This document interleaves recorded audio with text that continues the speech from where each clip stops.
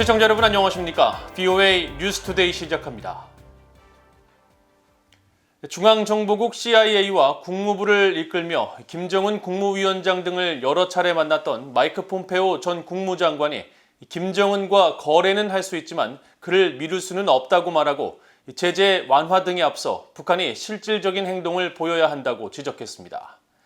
또 도널드 트럼프 전 대통령은 북한이 핵실험과 장거리 미사일 발사를 하지 않겠다는 약속을 지키길 바란다고 말했습니다.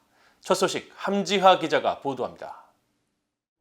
마이크 폼페오 전 국무장관은 14일 서울에서 개최된 세계 지식 포럼 행사에서 김정은과의 거래와 그를 믿는 것이 가능하냐는 질문을 받았습니다. 이에 대해 폼페오 전 장관은 김 위원장은 합의문 작성에 큰 의미를 두지 않는다면서 그와 거래를 할 수 있지만 그를 믿을 수 없다고 지적하고 북한이 먼저 행동에 나서기 전까지는 제재 완화 등 양보안을 제시해서는 안 된다고 강조했습니다. I think you can do business with him. You can't trust him.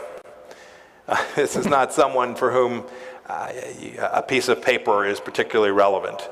This is about actions, deeds, follow through, execution risk, right? 폼페오 전 장관은 그러면서 섣부른 대북 제재 완화의 위험성을 강조했습니다. 실행 방안과 도구, 체계와 방식 등을 통해 한쪽이 수많은 현금과 재원을 제공하고 제재 등 어떤 압박을 완화하는 것과 같은 위험을 감수하기 전에는 서로 일련의 이해를 달성해야 한다고 말했습니다. 특히 한쪽이 제재 완화 등을 받아들이기 전에 다른 쪽, 즉 국제사회의 중심적인 이해를 어긴 쪽이 자신들의 안보에 대한 의도를 변화시키겠다는 약속을 입증해야 한다는 겁니다. 또 김정은에게는 핵무기 개발에는 대가가 따른다는 것을 알려야 한다며 북핵 문제 해결을 위한 전 세계의 연합도 강조했습니다.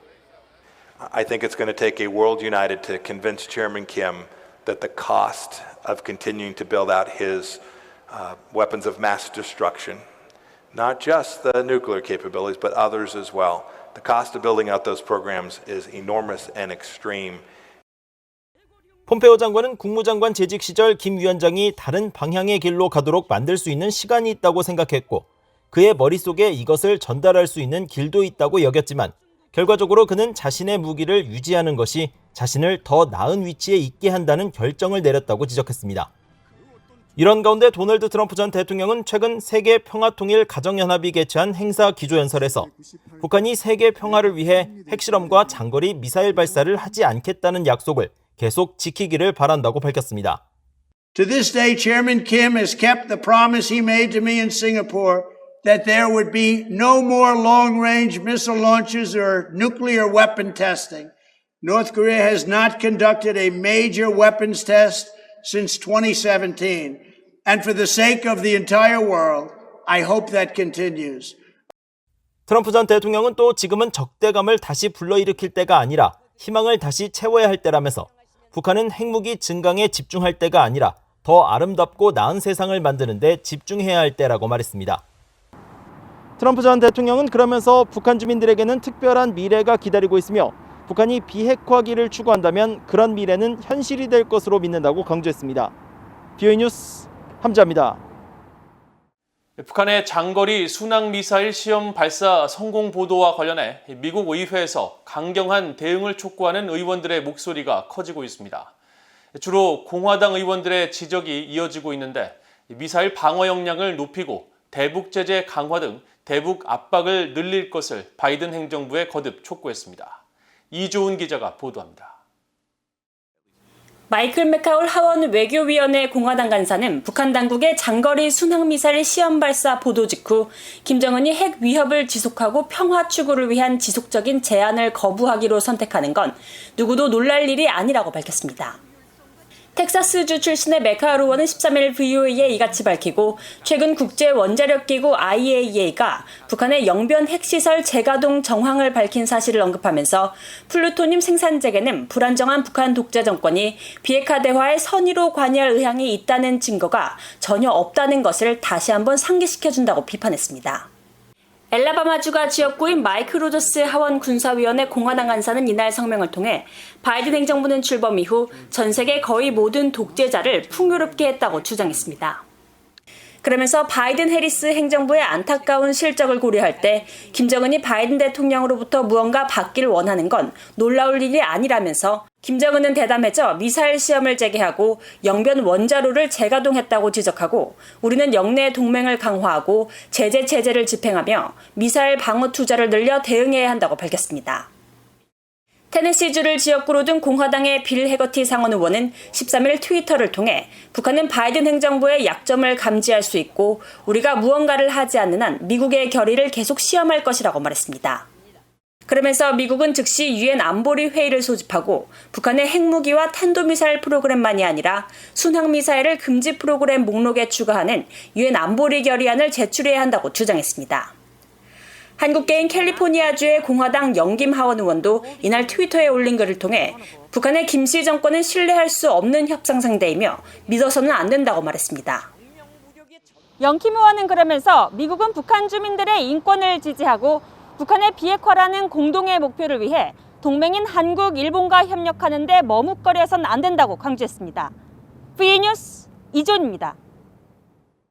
북한이 최근 시험 발사한 신형 장거리 순항 미사일에 대해 요격 등 대비가 가능하다고 미국 내 전문가들이 지적했습니다. 한미연합사 작전참모를 지냈던 데이비드 맥스웰 민주주의 수호재단 선임연구원은 14일 VOA와의 전화통화에서 순항 미사일은 탐지가 어렵지만 다른 적어도 방공 시스템들이나 전투기 등으로 요격할 수 있다고 밝혔습니다. 브루스 베넷 랜드 연구소 선임 연구원도 순항 미사일은 건물 같은 곳에 손상을 입힐 수 있을 정도의 파괴력이 있지만 넓은 지역을 겨냥해 개발된 미사일이 아니기 때문에 피해 지역은 제한적일 수 있다고 밝히고 순항 미사일을 추격하는 효과적인 방법은 F-15나 F-35 전투기들이 적합할 것이라고 지적했습니다. 앞서 북한 국방과학원은 9월 11일과 12일 새로 개발한 신형 장거리 순항 미사일 시험 발사를 성공적으로 진행했다고 조선중앙통신이 13일 보도했습니다. 북한이 최근 발사한 순항 미사일과 관련해 미사일 능력을 빠르게 증강하고 있으며 영내 평화와 안정에 큰 위협이라고 기시노부 일본 방위상이 밝혔습니다. 기시 방위상은 14일 정례 브리핑에서 북한의 장거리 순항미사일 발사에 대한 분석 결과를 묻는 기자들의 질문에 이같이 답하고 일본의 배타적 경제 수역에 미사일이 떨어졌는지 여부 등 북한의 여러 군사 동향에 대해 계속 미국, 한국 등 동맹과 긴밀히 협력하면서 필요한 정보를 수집, 분석하고 있다고 설명했습니다. 또 북한이 미사일 발사 기술을 향상하고 있다는 점은 분명하다면서 다만 이번 순항미사일 발사의 성공 여부와 발사 의도 등 구체적 사안에 대해서는 예단하지 않고 추가적인 정보 수집과 분석을 통해 면밀히 파악할 것이라고 덧붙였습니다. 그러면서 최근 스가 요시히데 일본 총리가 강조한 것처럼 국가 안보 전략과 중기 방위력 정비 계획에 근거해 종합 미사일 방공 능력 강화에 착수하는 방안을 검토 중이라며 동아시아 지역의 안보 환경 변화와 사이버 분야 대응, 자유롭고 개방된 인도태평양 구상 추진 등 시대적 요구를 반영해 검토 작업을 진행할 것이라고 강조했습니다. 미국 국무부는 인도주의적 지원을 위한 북한 복수 방문을 제한적인 경우 특별 승인하기로 했다고 밝혔습니다. 국무부가 14일 공개한 북한 여행을 위한 여권과 관련한 공고에 따르면 국무부는 자격 있는 신청자에 한해 특별 승인이 있는 여권을 발급할 수 있으며 특별 승인을 받기 위해서는 신청자의 여행이 국익에 부합한다는 전제가 필요하다고 말했습니다. 구체적으로는 신청자가 언론인으로 북한에 대한 정보를 취재하고 대중에 공개하기 위한 목적인 경우이거나 국제적십자위원회나 미국 적십자사를 대표할 경우 혹은 북한으로의 여행이 인도주의적 동기로 정당화되거나 국익에 부합하는 경우 등입니다. 복수 입국 특별 승인의 경우 올해 9월 3일을 시작으로 이뤄지며 신청자나 신청기관은 여행 일정표와 향후 365일 동안 북한에 복수 입국이 필요한 인도주의적 활동의 내용을 보여줄 충분한 서류를 제출해야 하며 이 같은 최신 공고는 2024년 9월 30일까지 유효합니다. 이상으로 VOA 뉴스투데이를 모두 마칩니다. 시청해주신 여러분 고맙습니다.